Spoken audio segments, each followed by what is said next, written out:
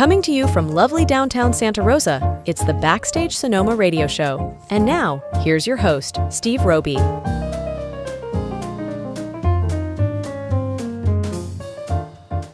This is Backstage Sonoma, and I'm Steve Roby. Mark Karan is best known for performing with the extended Grateful Dead family. He anchored the lead guitar slot in Bob Weir and RatDog for 12 years, playing hundreds of shows to thousands of fans year-round.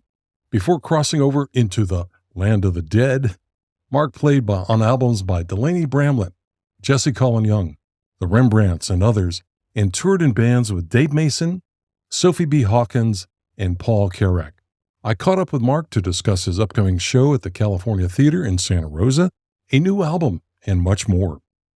Mark Karan is joining me now to unpack it all. Welcome to the show, Mark. Thanks, Steve. Nice to be here. So glad you could join us. You have a long history with the Grateful Dead family of musicians. How did it all begin for you? It depends on how you want to look at it. Really, my history with the Grateful Dead began way back in probably 66 or so when I was 11 years old, and I would go see them in Golden Gate Park and at the Sunday afternoon shows that Graham used to put on at the Fillmore, where if you were under 12, you got in for free. So that was my introduction to the Dead, and I loved the band for many years. And then I lost track of them as I got older. I was like, this is great, but what else is out there? And then many years later, I had moved to Los Angeles and I was doing a bunch of live and session work down there. And I met John Mullo, who was doing a lot of that stuff, and he'd be playing with Bruce Hornsby. And when they decided to put the big band together after Jerry died, they needed a guitar player and they didn't really know where to go. And so Mullo recommended me. And I went up and they tried a few guys and they settled on me. And then they actually wound up doing a thing where Kimmock and I did those tours together as dual lead guitar players, which was interesting. Sure. You also spent some time with singer and guitarist Delaney Bramlett. What's your favorite memory of that time together? Oh God, this is going to sound weird, but my favorite, I have a little film clip actually of my favorite memory. And some of my memories are more personal, but this one I'll share because it's more sort of music and music biz oriented. He was given the Rosewood Telecaster that George Harrison had as a gift from George because George was in his band for a while. And there was this guy making a film called Guitar Man that was all about vintage guitars and collecting and selling them and all that kind of stuff. And he was interviewing Delaney at the original record plant in Sausalito. And I was there sitting in on the interview. And the interviewer says, Delaney, you've played with some pretty amazing guitar players in your time. Eric Clapton, Duane Allman, Jimi Hendrix, George Harrison, Dave Mason. And without missing a beat, Delaney smiles and points at me. He says, and there's my favorite one sitting right there. And that's got to be my favorite memory of Delaney. Not deserved. I don't compare myself to those guitar players, but boy, I'll take it. That's great.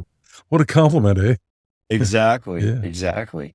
Mark, you sent over some music to share with our listeners, and I appreciate that so much.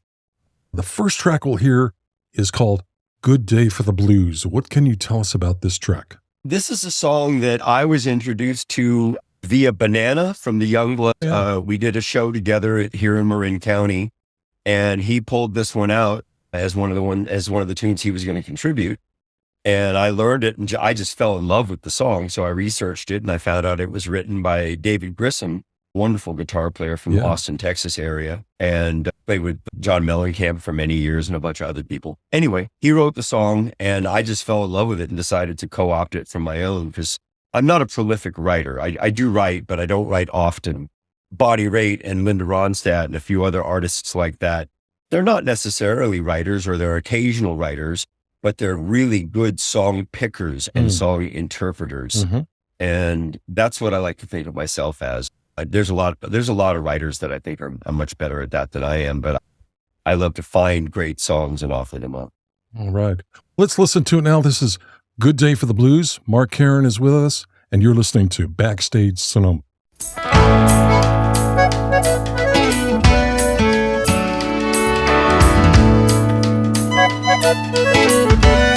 Sometimes you fly so high, you can't find a place to land. You got money in the bank,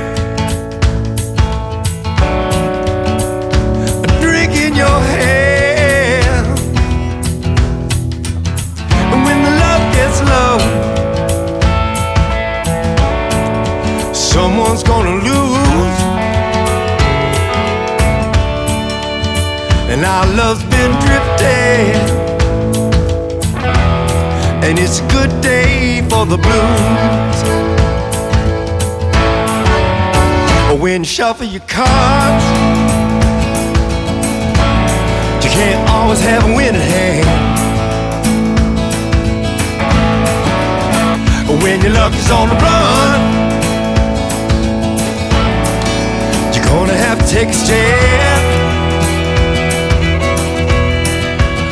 When the chips get low, you're gonna have to choose. And our love's been drifting, and it's a good day for the blues. It's a good day for Bobby Blue playing, for all three kings. And magic said, oh, whatever it takes, I'll do what I can do to bridge this river that flows from me to you. And our love's been drifting, and it's a good day for the blues.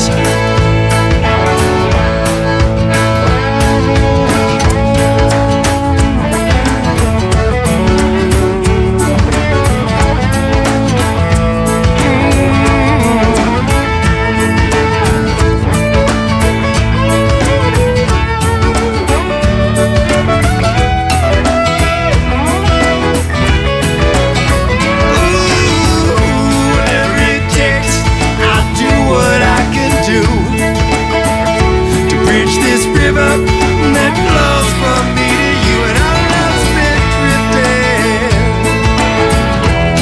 and it's a good day for the blues.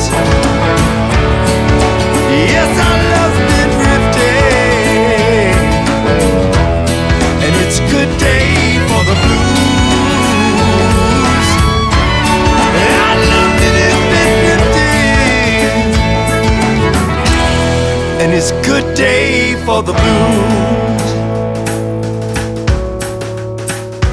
Good day for the blues.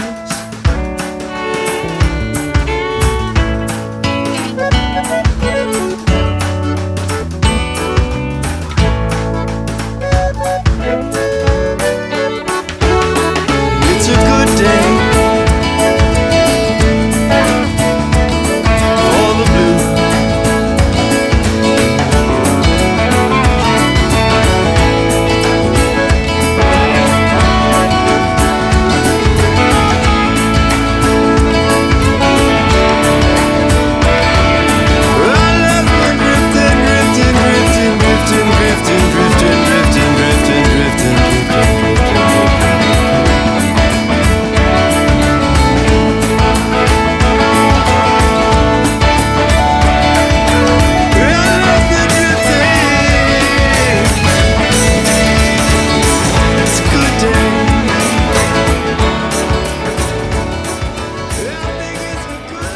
Guitarist Mark Karan is my guest today on Backstage Sonoma. Mark, the next track we're going to hear is called Annie Don't Lie. What's the backstory with this one? It's interesting that I picked those two tunes because there are plenty of songs on both my records, the one that's already out and the one that's upcoming, that I either wrote myself or co-wrote with somebody. These are both by other people. Annie Don't Lie was written by a guy named Alex Call, who, for those of us that were around in old school Marin County, people may remember from the band Clover back then. Oh, yeah. Which gave us about 2/3 of the band that became Huey Lewis and the News. Right. And Alex has written some big hits for Huey and the News, and he also is the guy that wrote Jenny 8675309 for Tommy Two-Tone back in the 80s. Anyway, Alex wrote this song, Annie Don't Lie, and I originally learned it when I was in Huey Lewis and the News for a minute. And I'd forgotten about it. When I moved to LA, I was playing with these really cool people from Texas, the Texas blues R&B scene down in the Southern California area. And we were working on some stuff to do a gig, and they pulled this song out. I was like, what the hell? I know this song. And I loved what they had done with it. So this is their approach that I co-opted. Annie Don't Lie is by Alex Call, and to me, by way of the Rhythm Tramps. Let's listen to it now, here on Backstage Sonoma.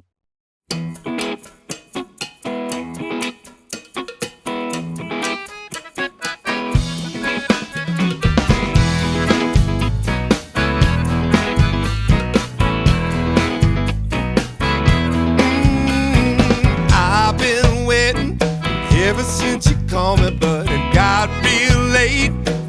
I got ticked off and I cut out. Went down to the bar and grabbed a drink. Who should I see driving in that big car, wearing a goofy hat, drinking from a bottle of Chablis? And it don't lie to me, and it don't lie to me, and it don't lie, don't you lie to me. You're trying to tell me that you're talking to your brother. You think that I don't notice when you take the phone into the other room, making up phony conversation just for me. I don't mind talking to Billy, I ain't blind. And if you'd really like to know,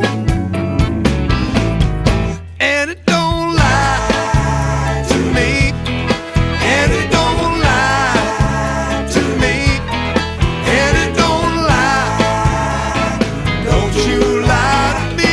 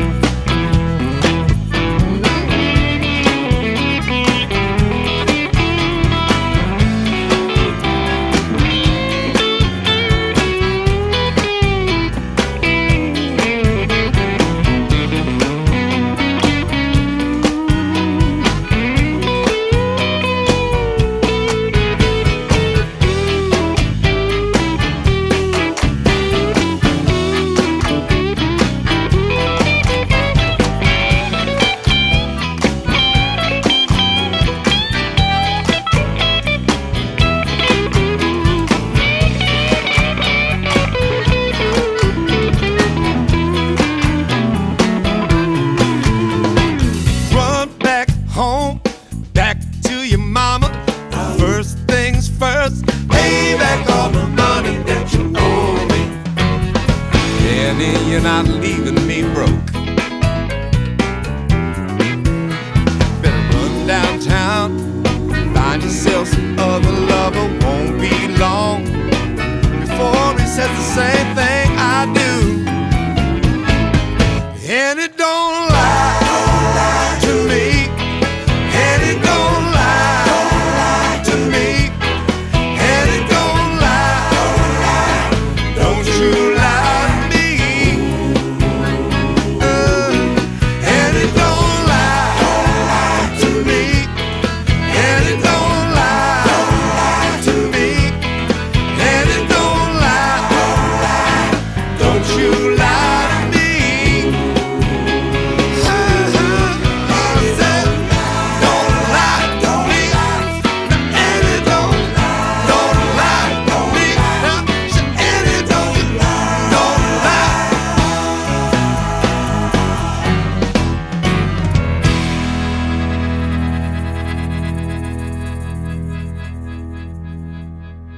If you're just joining us, guitarist Mark Karan is our guest today. Mark, tell me about the new album and what we can look forward to.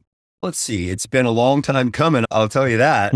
There's too much story to really tell, but suffice it to say that many things have occurred over time to stall the actual release of this record. I cut the basic tracks with the folks in my band for this record back in 2015, believe it or not.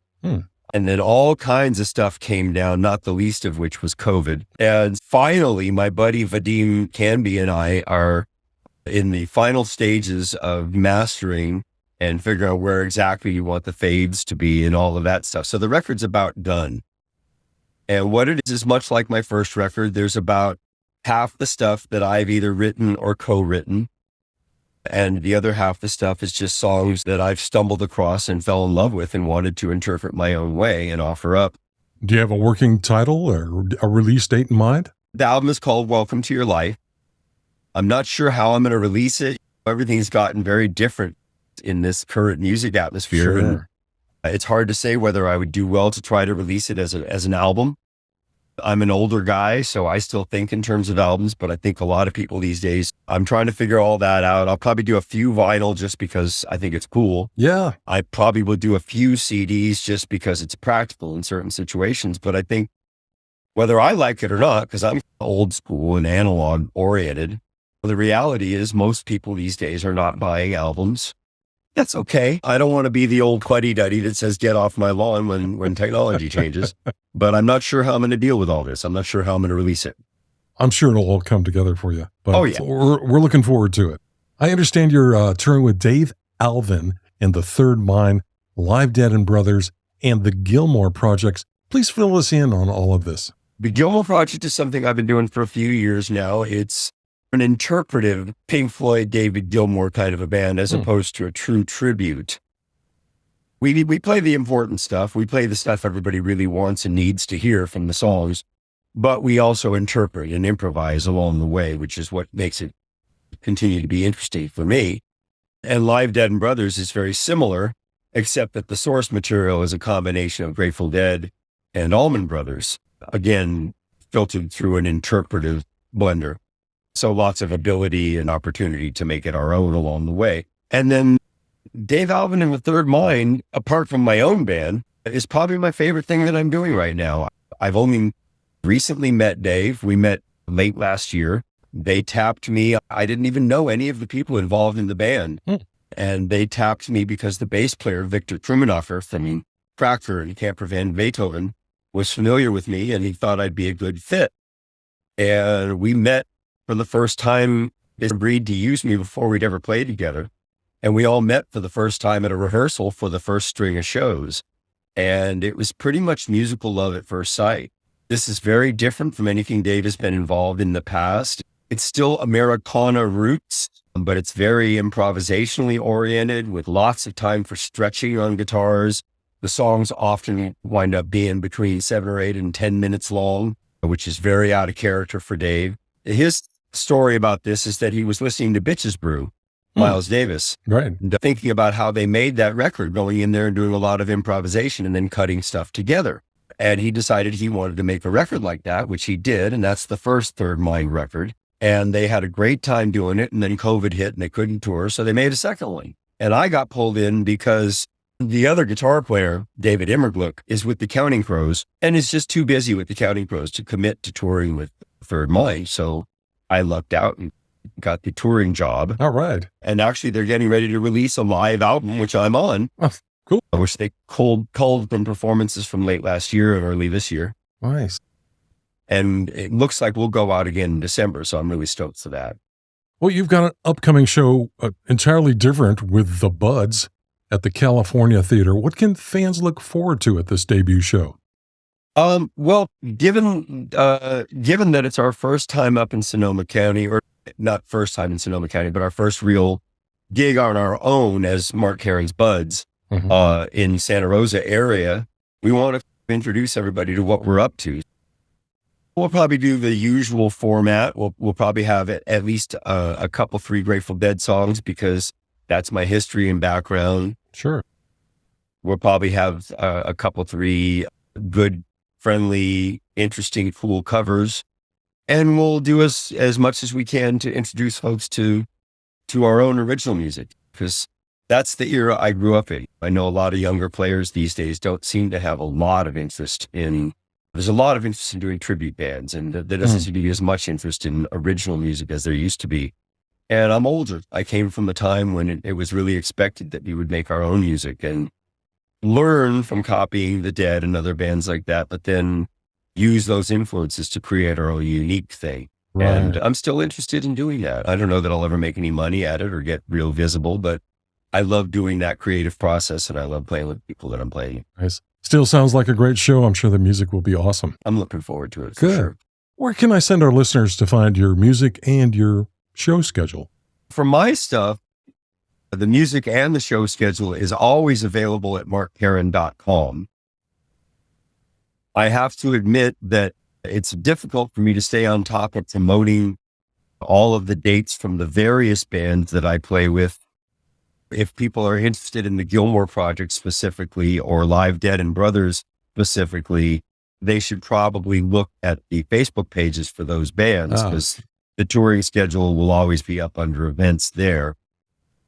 And then if you're curious about what's up with Mark Karan's Buds, and I have to cop to the fact that I do tend to put the Third Mind dates up there because there are only a few of them, and I really want to help the band. It's a young band, and I want to help it get seen.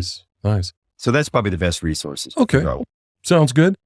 Let me remind our listeners, Mark Karan's Buds will perform at the California Theater on Friday, August 16th for a 7:30 p.m. show. For tickets and more info, please visit caltheater.com. Mark, thanks for stopping by today, and have a great show. Thanks so much, Steve, and thanks for having me on your show. Backstage Sonoma will be right back after this quick break. Would you like to be a guest on Backstage Sonoma? It's easy. Drop the host an email at backstagesonoma@gmail.com. Now, let's get back to the show.